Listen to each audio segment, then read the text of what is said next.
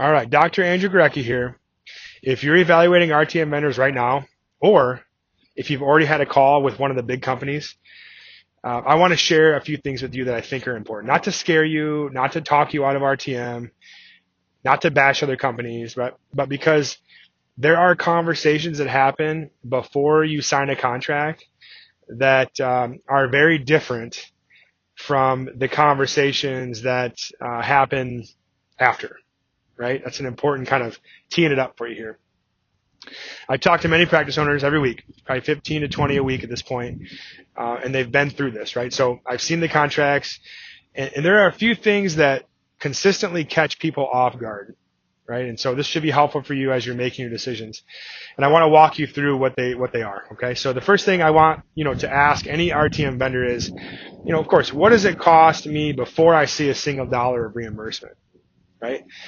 Now, some companies, they might have equipment costs, right? They might have devices they sell or lease to you. They might have setup fees. They might have training fees. The platform fees, per provider, per month, things like that. These costs are often buried in the pitch, right? Not the headline. They don't lead with that, right? Of course they don't. And so by the time you've enrolled 15 patients, you may have spent a few $1,000s before insurance has paid you anything. So you're in the hole, right? Now with the true, what we call performance-based model, which is how we operate, you spend nothing up front, right? You don't pay us until you've got RTM codes that are reimbursable by insurance. There's zero risk. There's zero out-of-pocket costs, right? Before you sign anything, you get clarity on that number, right? What does it cost to get started? Well, I can tell you it costs $0 to get started. What do you owe if insurance denies a claim?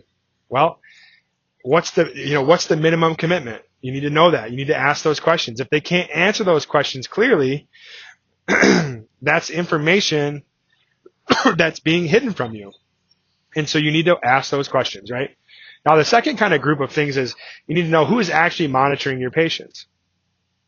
This matters, I think, to most practice owners more than they realize, and here's why, right? For RTM billing to be compliant, there needs to be a clinical oversight of the monitoring data. So that means there needs to be a qualified personnel who's licensed in the state that you're in, right? And they need to review the patient's data. They need to respond to the patients. They need to flag concerns, document things appropriately within our software. And some platforms leave all that to your existing staff, your PTs, your PTAs, your front desk in some cases, which means you've added a billing code and more work to your team's plate, right? Same staff, more responsibility, no extra people. Not really a great way to do it. Now, other companies, they might use offshore non-clinical people. Again, that's not compliant, right? They're technically monitoring, but they have no clinical context for what they're seeing. It's also not compliant. So you need to ask that question directly. Who's monitoring my patients if they offer that service? And what are their credentials? Are they licensed? Can we meet them? I need to have their license. I need to make sure that they're who they say they are.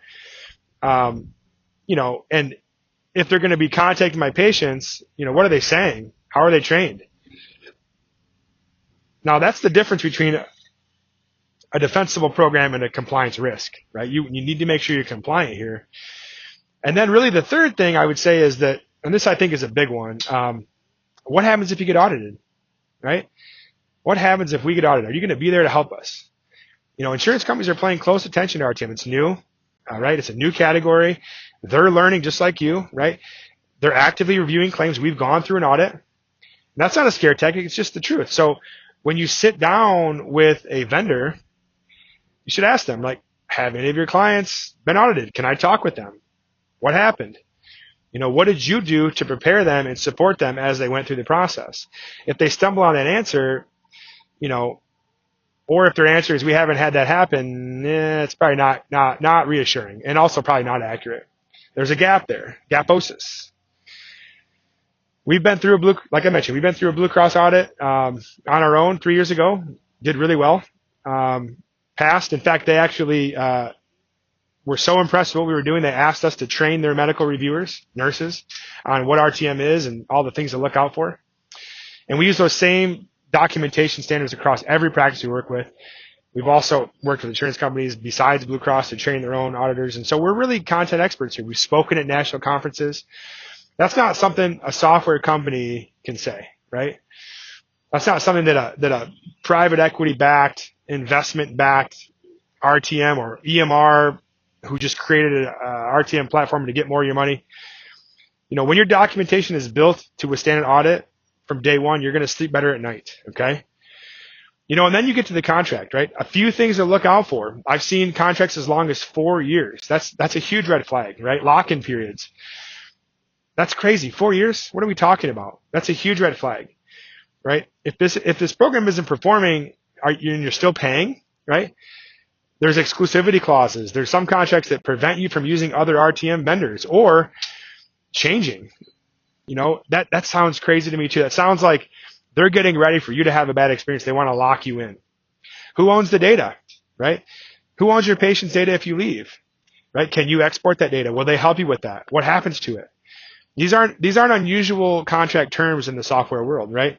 But they're certainly worth knowing about. You're a provider. You don't know that, right? So you need to know that before you sign on after. So I would ask the contract questions before the final sales call. Read it. Have someone review it with you.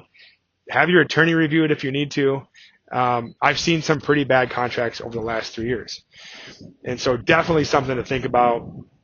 And why I would be very hesitant to work with these large companies that are really designed to scale with private equity backed funding. Hope you enjoy this video. See you next time.